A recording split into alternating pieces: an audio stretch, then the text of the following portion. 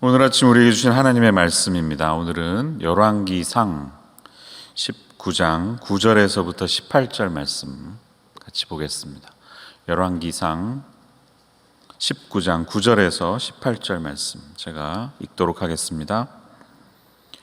엘리야가 그곳 굴에 들어가 거기서 머물더니 여호와의 말씀이 그에게 임하여 이르시되 엘리야야 내가 어찌하여 여기 있느냐.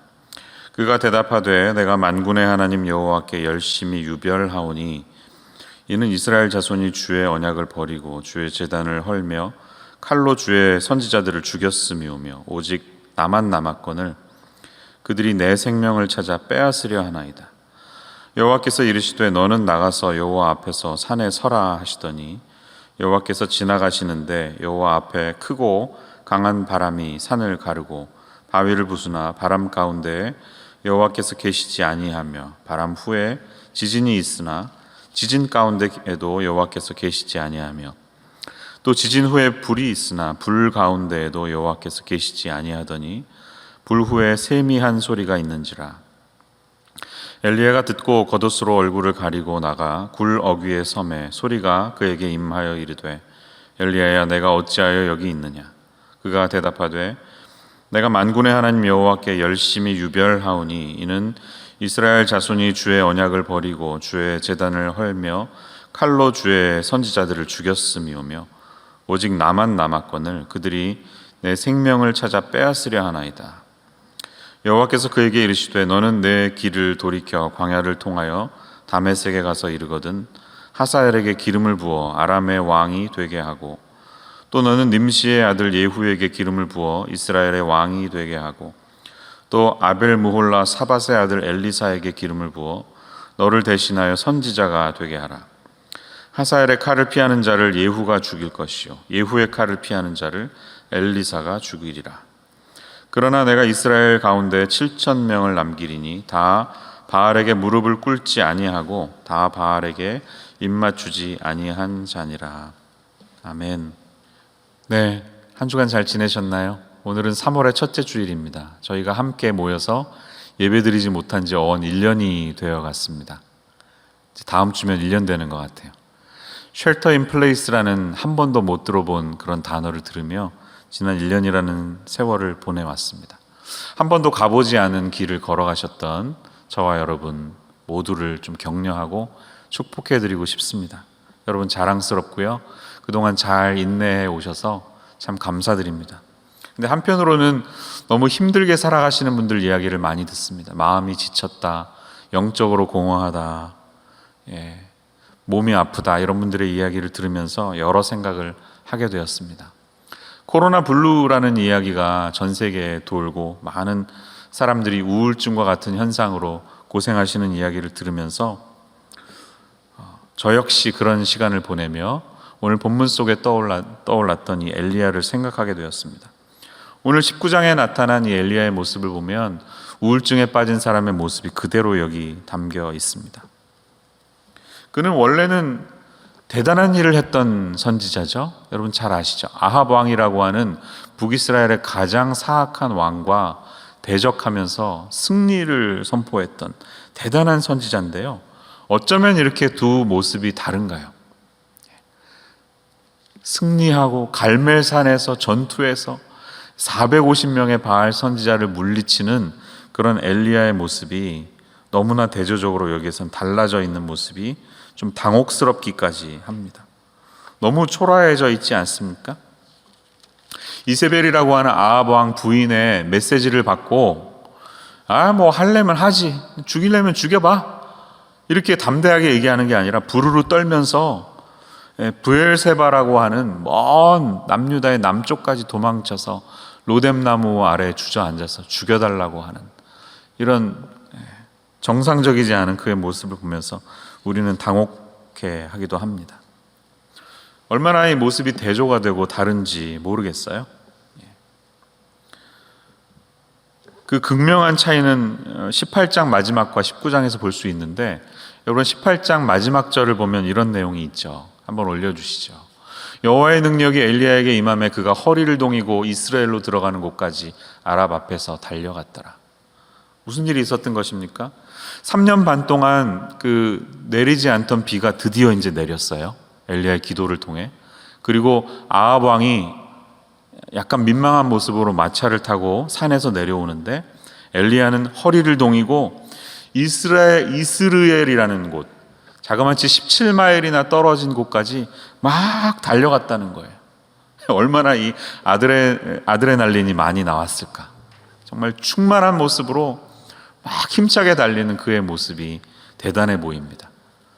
영화 불의 전차에 나오는 배경음악이 함께 나와야 될 것 같아요. 단단단단단 이러면서 막 멋진 그의 모습. 그런데 놀랍게도 19장 앞부분에는 이세벨이 보낸 그 메시지 하나에 사시나무 떨듯이 떨면서 주저앉아 버린 그런 너무나 극명하게 대조되는 엘리야의 모습이 보여지게 됩니다.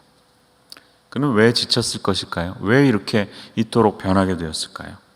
많은 이유가 있겠지만요, 간단하게 보면 그가 육신적으로 정신적으로 피곤했기 때문입니다. 피곤함에 장사가 없다는 거예요. 한번 생각해 보세요. 그가 육신적으로 얼마나 지쳤을까 한번 상상해 보시기 바랍니다. 사역하는 내내 이 나라에 가뭄이 있었습니다. 엘리야도 마찬가지예요. 그렇게 많이 먹고 살지 못했을 거예요. 음식을 제대로 먹어야 건강하게 사역하는데 그도 아마 거의 굶어가다시피 하면서 그렇게 했을 것입니다. 아합 왕을 피해서 그릿 시내가에 숨어 있었었죠. 까마귀가 하루에 2번씩 음식을 물어다 줬다고 하는데요, 까마귀가 주는 떡과 고기로 먹어야 얼마나 먹겠습니까? 새가 물어다 주는 것 조그만 양이었을 것이에요. 죽지 않을 정도로만 겨우 살아갈 수 있었을 거예요. 그 이후에 하나님이 사르밧 과부에게 가라, 그가 너를 섬길 것이다 라는 메시지를 받고 갔는데, 그 가정을 갔더니 오히려 도움을 받을 게 아니라 도와줘야 되는 형편이에요. 얼마나 그 과부 역시 가난하게 사는지, 선지자가 왔다고 또 나뭇가지를 모아서 이 밥을 하는 그 불쌍한 이 과부의 가정을 보면서 정말 선지자의 가오가 서지 않았을 거예요. 거기서도 그렇게 배부르게 살지 못했을 것입니다. 또 생각해 보세요. 18장의 이 갈멜산 전투에서는 얼마나 간절하게 기도했겠습니까? 목숨을 건 450 플러스 400, 850명과 함께 대적하면서 이제 하늘에서 불이 떨어져서 이 제단을 태워버리고 물을 다 덮어버리고 없애버리는, 말려버리는 이 장면을 상상하면서 엘리야의 그 간절한 모습, 영적인 포효가 얼마나 그렇게 느껴지세요? 이쯤 됐으면 그동안 지나왔던 그의 육신적인 모습을 보면 거의 피골이 상접한 모습이었을 거예요.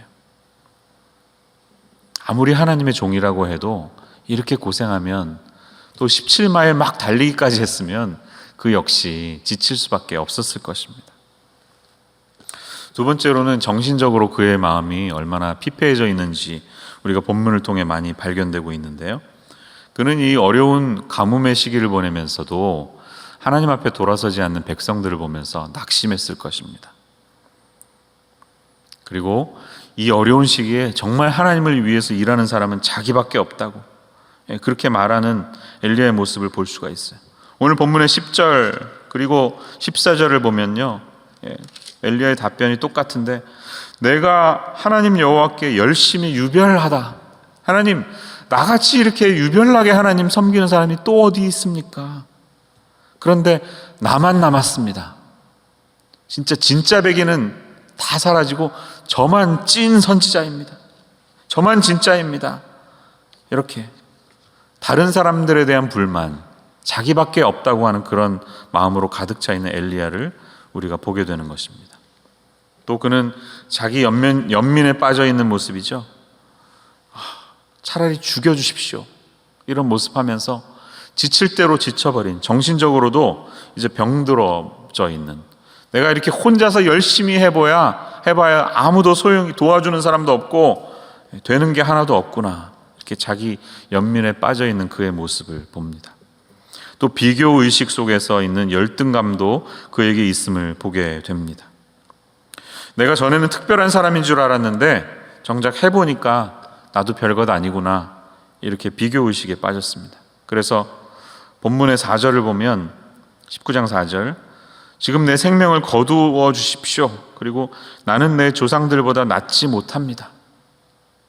절대로 그들보다 뛰어나지 않다. 이렇게 비교의식에 빠진 그의 모습을 보게 됩니다. 정상이 아니죠.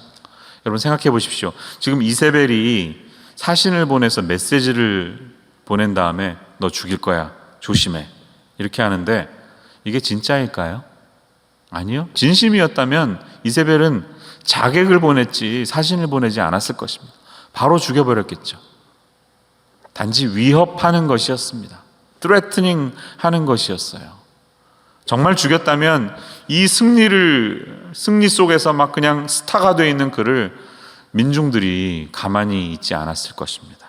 이세벨도 두려워서 그렇게 못했을 거예요. 그런데 그런 위협 메시지에 주저앉아 버리는 병들어져 있는 황폐해져 있는 엘리야의 모습을 우리가 보게 됩니다. 오늘 이 내용의 구조가 하나님께서 무엇을 보여주시는지 우리 본문의 구조를 통해 좀 볼 수가 있는데요. 이 히브리 기법에 수미 상관 구조가 있습니다.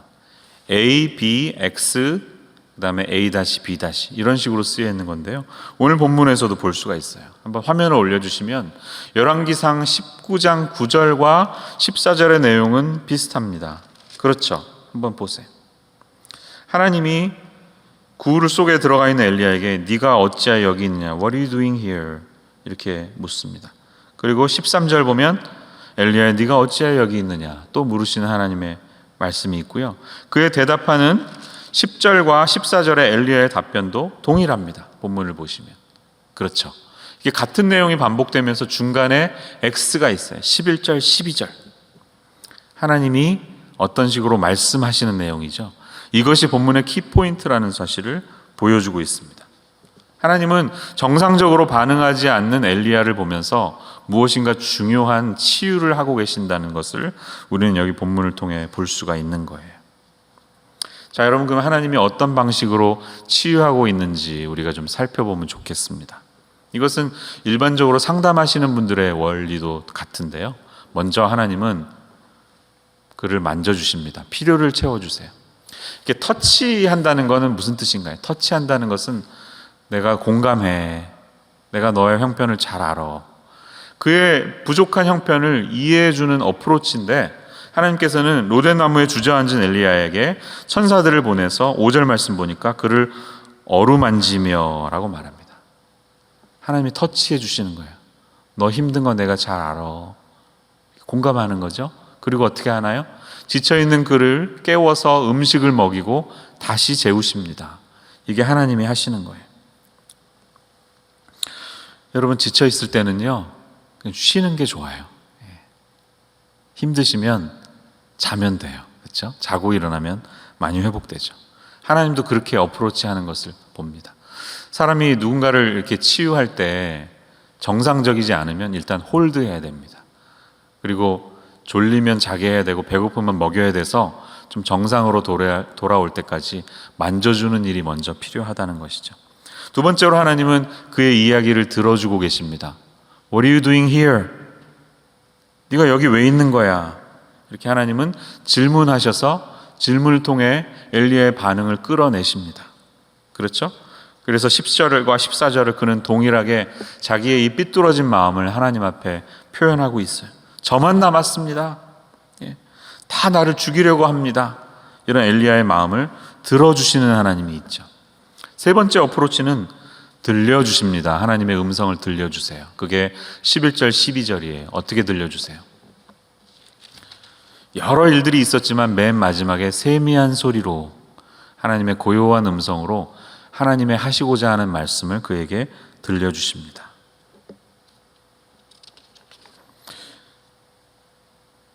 마지막으로 하나님은 보여주심으로 그를 회복시키십니다. 무엇을 보여주세요? 사명을 보여주세요. 이 모든 일들이 있은 다음에 15, 16, 17, 18절을 보면 새로운 사명을 보여주시죠. 엘리야, 아직 네 하는 일이 끝나지 않았어. 너는 이런 사람에게 가서 기름을 부어서 왕이 되게 하고 특별히 엘리사가 선지자가 되게 해라. 이렇게 그에게 사명을 회복시켜 주시는 하나님의 모습이 있습니다. 이것이 일반적으로 우리가 상담할 때 또 하나님이 연약해져 있는 사람을 고치실 때 하시는 방법이라는 거예요. 지친 사람은 먹이고요, 재우고요, 다 회복시킨 다음에 그의 이야기를 듣습니다. 그 다음에 필요한 이야기를 들려줍니다. 그리고 새로운 사명을 부여해서 보냅니다. 이게 하나님이 지쳐있는 이들에게 하시는 일이라는 거예요. 코비드 19 시대를 1년이나 보내면서 많이 지쳐있는 저와 여러분에게 하나님은 지금 어떤 회복의 메시지를 들려주고 계실까요? 오늘 한 3가지 적용을 같이 하면서 본문을 정리했으면 좋겠습니다. 첫 번째로 우리는 이런 사실을 깨달으시면 좋겠어요. 지쳤을 때는 함부로 결정하거나 말로 표현하지 말고 쉬세요. 잠은 하나님의 선물입니다. 여러분, 잠은 하나님의 선물이에요. 오늘 본문 시편 127편을 한번 볼까요? 1절 2절을 올려주시면, 여호와께서 집을 세우지 아니하시면 세우는 자의 수고가 헛되며 여호와께서 성을 지키지 아니하시면 파수꾼의 깨어있음이 헛되도다. 너희가 일찍이 일어나고 늦게 누우며 수고의 떡을 먹음이 헛되도다. 그러므로 여호와께서 그의 사랑하시는 자에게는 잠을 주시는도다. 이렇게 말합니다. 이 본문의 포인트가 뭔가요? 우리가 아무리 일상생활에서 노력한다 할지라도 하나님께서 지켜주시지 않으면 소용이 없다는 것이죠. 여러분, 주식시장 그래프가 왔다 갔다 하는 거, 폭락했다가 막 격상하고 나면 맨날 그냥 거기에 따라서 우리는 안절부절 못하잖아요. 염려하고. 그래서 밤늦게까지 뜬 눈을 지새우면서 막 전략을 연구하고 어떻게 투자를 할까, 이렇게 살아가는 게 우리의 모습인데요. 그런 우리에게 하나님 지금 뭐라고 하시는 거예요? 좀 자. 컴퓨터 좀 꺼. 그만 좀 화면 쳐다봐. 좀 자. 잘 때는 자야 돼. 사랑하시는 자에게 잠을 주시는도다. 그럼 잠잔다는 건 뭔가요? 내가 지금 이 밤에 늦게까지 일하지 않아도 내일이면 내일이라는 새로운 하루의 선물이 나를 찾아올 거고, 내가 잠들어 있는 시간 동안에 하나님이 또 일하실 거야 라는 신앙의 고백이 잠자는 겁니다. 아멘이시죠? 여러분, 좀 내려놓으세요.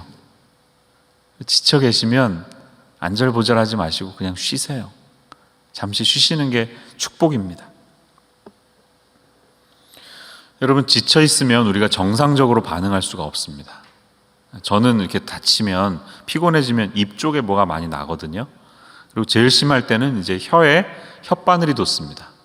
그러면 아주 신경이 곤두서가지고요, 그냥 제가 봐도 제 모습이 정상이 아니에요. 막 분노, 욱하는 감정이 막 나올 때가 있는데, 그럴 때는 사람 만나면 안 됩니다. 디시전 메이킹 하면 안 됩니다. 심하게 배고플 때는 중요한 미팅 하면 안 돼요. 그러니까 12시 점심시간이면 11시 반에 중요한 결정하지 마시고 점심 먹고 사람을 만나야지 우리가 잘 생각할 수 있는 것과 마찬가지예요. 예민해지고 민감해지고 피곤해져 있을 때는 막 그냥 그것에 내 몸이 흘러가도록 그렇게 내버려 두시면 안 되고 한 발 물러나셔야 됩니다. 제가 지금은 피곤해서 정상이 아닌데 내일 뵀으면 좋겠습니다. 이렇게 할 수 있는 게 지혜예요. 그 중에 중요한 고백이 바로 잠을 잔다는 것입니다. 잠은 우리를 회복해 주시는 하나님의 선물이고 보약이라는 말이 진리입니다. 잠자면 다 낫잖아요. 그 말이 과학적으로도 이미 다 여러분 증명이 되지 않았습니까? 우리가 잠들어 있는 시간 동안에 뇌는 그때 이제 필요한 정리를 다 한다고 해요. 쓸데없는 메모리들 다 지워버리고 휴지통들 정리해버리고 중요한 메모리들은 다 서랍에 넣어놓고, 이런 정리를 우리가 잠들어 있는 동안에 뇌가 다 한다는 거 아니에요. 특별히 이 수면 호르몬이라고 불리는 멜라토닌이 굉장히 중요해서 우리가 잠들어 있을 때 뇌 안쪽에서 분비되는 호르몬이 멜라토닌인데 주로 밤 10시에서 새벽 2시 전후에 최고치가 된다고 합니다. 이때 숙면을 해야지 멜라토닌이 정상적으로 움직인다는 것이죠. 멜라토닌은 수면을 유도할 뿐만 아니라 몸속에 있는 치명적인 독소를 제거하고 노화된 세포를 재생해내고 노화의 속도를 늦추어 준다고 합니다. 또 혈액 속에 있는 지방을 제거해서 고혈압을 개선하는 데도 도움을 준대요. 다 이게 누가 우리에게 주신 거예요? 하나님이 주신 선물입니다. 인간의 몸이 그렇게 만들어져 있어요. 주무세요. 하나님께 맡기세요. 내일 또 일어나셔서 하시면 돼요. 두 번째 우리가 붙들어야 될 적용 포인트가 있어요. 그것은 하나님을 위해 일을 하는 것보다 하나님과 함께 일하는 것이 더 중요하다는 겁니다. 여러분, 엘리야가 지금 정상이 아니죠. 하나님의 보내심을 받은 선지자인데 지금 그의 입술의 고백을 보시면 무슨 얘기하고 있어요? 나만 남았습니다. 나만 홀로 있습니다. 내 열심이 얼마나 특출합니까? 이스라엘에 나만 한 사람이 도무지 없습니다. 이렇게 잘못된 생각을 하고 있잖아요. 왜? 지쳐서 피곤해져 있어서 짜증이 났기 때문에 그런 거예요. 근데 정말 그렇습니까? 아니요. 하나님 그렇게 말씀하지 않습니다. 뭐라고 그러세요? 오늘 읽은 본문 맨 마지막 절 보면 18절 보면요, 너 말고도 이스라엘에 7,000명의 바알에게 무릎 꿇지 않은 사람이 있어. 걱정하지 마. 이렇게 말합니다. 이 7,000명이 정말 피지컬한 숫자인지는 다 알 수 없어요. 어쩌면 완전수를 의미하는 7과 10의 100이 곱해진 이 완전한 1000이라는 숫자가 곱해진 하나님이 예비하신 완전수, Reserve Army, 하나님의 일꾼들이 얼마든지 있다는 하나님의 메시지일 수도 있습니다. 엘리야는 지금 너무나 지쳐있는 가운데 그것을 보지 못하는 거예요. 하나님이 일하신다는 것을 보지 못하는 거예요. 아합 왕이 다스리는 이 악한 시대였지만 여러분, 우리가 18장에서 알 수 있는 것처럼 오바댜라는 사람이 몰래 50명, 100명의 선지자들을 따로 자기가 감춰서 먹이고 있는 그런 아주 숨겨진 위인들이 많이 있다는 사실을 보여주지 않고 있습니까? 저와 여러분에게도 마찬가지예요. 하나님의 일은요, 저 혼자 해서 이루어지는 게 아니에요. 같이 해야 되는 거고, 내가 일하지 않을 때, 내가 잠들어 있을 때 또 다른 누군가가 일하고 있습니다. 이 사실을 잊지 마세요. 저도 좀 제가 고백을 하면 담임 목사가 되고 나니까 없던 감정이 생겼습니다. 그게 뭐냐면 조바심이 나더라고요. 조바심. 그러니까 예를 들면 우리 부교역자님들을 볼 때 제가 부교역자였을 때는 그냥 동일한 시선으로 사랑의 눈으로만 보면 됐어요. 근데 담임이 되고 나니까 이분들을 제가 평가하기 시작합니다. 퍼폼 하시는 것을 이렇게 눈여겨보게 돼요. 어쩔 수 없죠. 어쩌면 리더가 됐으니까 할 수 없는 일이지만 이전처럼 사랑의 눈으로 이렇게 보지 못하는 제 마음이 너무 힘들어지더라고요. 이분과 이분을 비교하게 되고, 이분은 열심히 하시는데 이분은 왜 안 이럴까, 이런 생각들을 하는 제가 너무 힘들어지더라고요. 그래서 같이 새벽 기도를 해도 오늘은 저분이 왜 안 나왔나 이렇게 막 출석 점검하고 있는 저의 모습을 보면서 어느 순간 가진 생각은 보지 말자. 그래서 그냥 앞으로 나와버렸습니다. 보지 않기로, 하나님께 맡기기로. 하나님의 사람들이니까. 그럼 주님이 일하신다는 거죠. 그런 것들을 깨닫게 됐습니다. 지난 겨울은 특별히 우리가 더 힘들었는데요. 너무나 사망자, 확진자가 많아서 모이던 새벽 기도도 하지 않는 대신에 1월달은 교역자님들과 함께, 2월달은 장로님들과 함께 특세를 줌으로 했습니다. 매일매일 한 명씩 돌아가면서 간증을 했어요. 근데 이 시간이 얼마나 좋았는지 몰라요. 저분의 몰랐던 모습을 알게 되고 조금 더 이해할 수 있었고, 이래서 이분의 삶은 이렇구나 하는 것들을 이해할 수 있는 정말 귀한 시간이었습니다. 그리고 저 혼자만 고민하는 게 아니구나, 우리가 팀이 되어서 함께 이 목회를 감당하고 있구나 하는 것들을 느끼게 되었습니다. 얼마나 그 시간이 소중한지 몰라요. 여러분도 한번 그런 시간을 가져보시기를 바랍니다. 목장 단위로요. 마태복음 11장 28절에서 30절은 예수님께서 이렇게 말씀하시죠. 유명한 말씀. 수고하고 무거운 짐진 자들아 다 내게로 오라. 이 말씀하시면서 어떤 비유를 드세요? 나의 멍에를 베고 내게 배우라. 이러면 너희 마음이 쉼을 얻으리니 이 이유는 내 멍에는 쉽고 내 짐은 가벼움이라. 이렇게 말씀하십니다. 누구의 멍에라고요? 예수님의 멍에예요. 예수님의 멍에. 누구의 짐이라고요? 예수님의 짐이에요.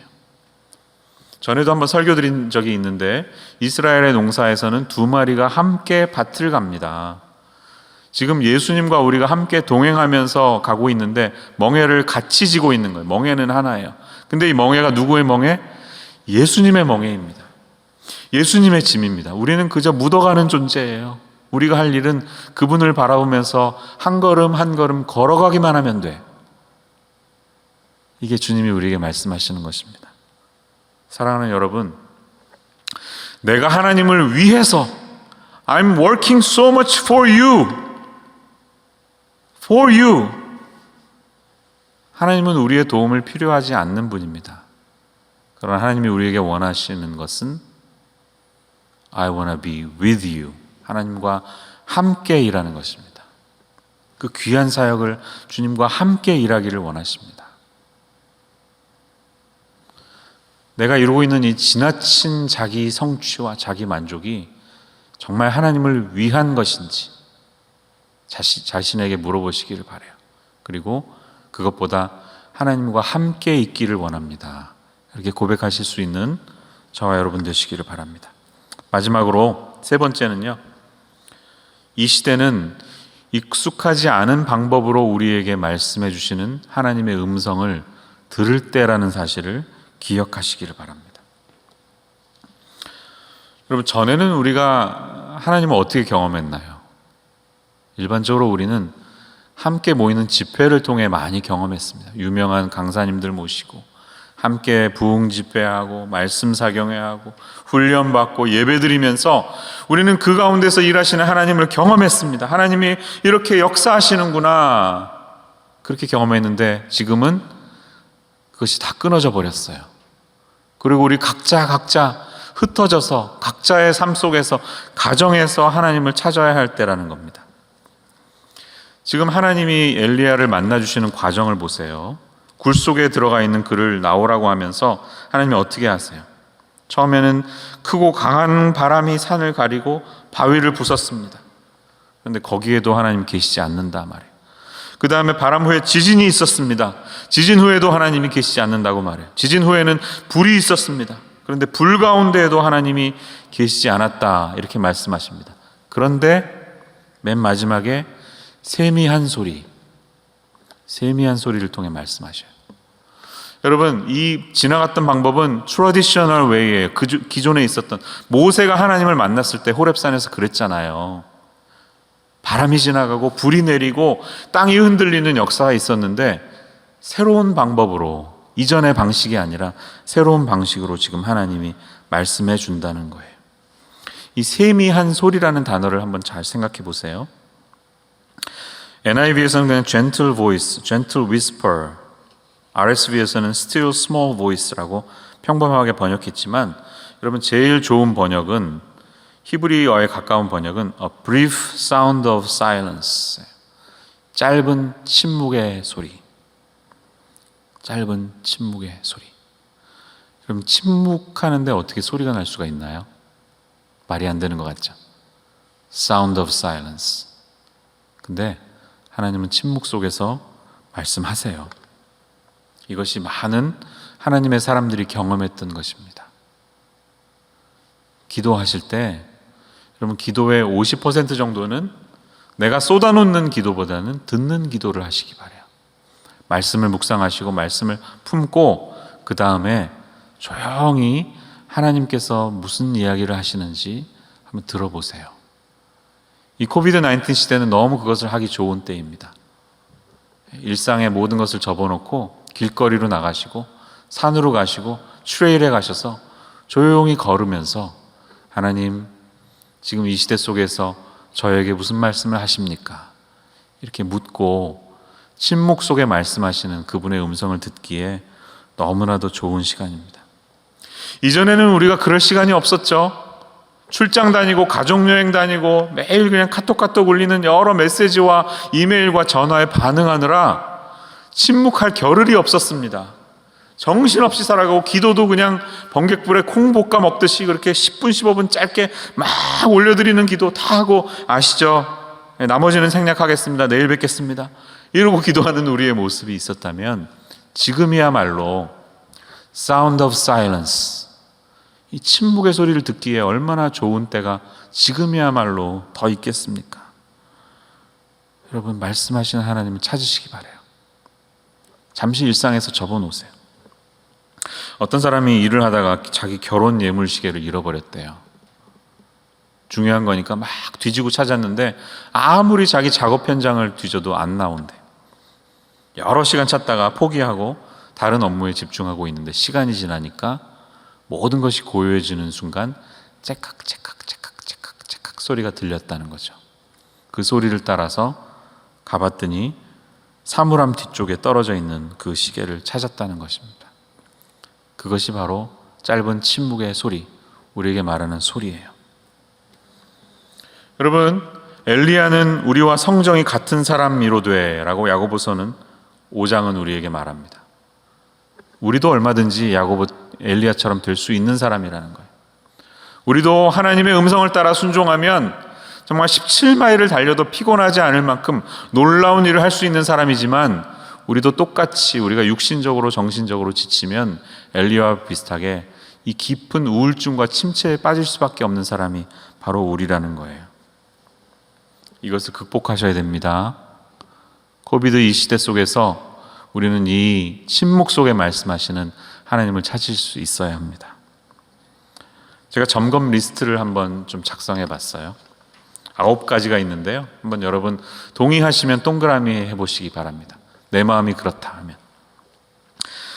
시간은 없고 할 일은 많아 극심한 압박감에 시달린다. 늘 성급하게 일에 뛰어든다. 늘 미래를 걱정한다. 남들의 생각에 지나치게 신경을 쓴다. 방어적으로 굴고 쉽게 마음의 상처를 받거나 화를 낸다. 늘 일에 바빠서 정신이 없다. 스트레스와 걱정, 몸의 경직을 계속해서 무시한다. 남들의 성공에 기뻐하지 않거나 위협감을 느낀다. 늘 듣기보다 말하기에 바쁘다. 네, 제가 어디 책에서 가져왔는데요. 이 9가지 문장에 대해서 5번 이상 동그라미를 하셨다면 아마 여러분은 이 신드롬에 빠져 계실 가능성이 많습니다. 나도 모르는 새 엘리야가 돼 있는 거예요. 여기서 벗어나세요. 벗어나세요. 피곤하시면 주무세요. 음식중 드세요. 하나님을 위해서 일한다고 생각하지 마시고 하나님과 함께 있기를 원하세요. 침묵 속에 말씀하시는 주님의 음성을 들으시기를 바랍니다. 기도하겠습니다. 사랑의 주님, 오늘 우리에게 엘리야의 모습을 통해 주님도 여전히 말씀하고 계시는 것을 보게 하여 주시옵소서. 이 분주한 일상 가운데 저희의 삶을 내려놓고 침묵 속에서 말씀하시고 역사하시는 하나님의 음성을 듣는 저희들이 되게 도와주시옵소서. 예수님의 이름으로 기도합니다. 아멘.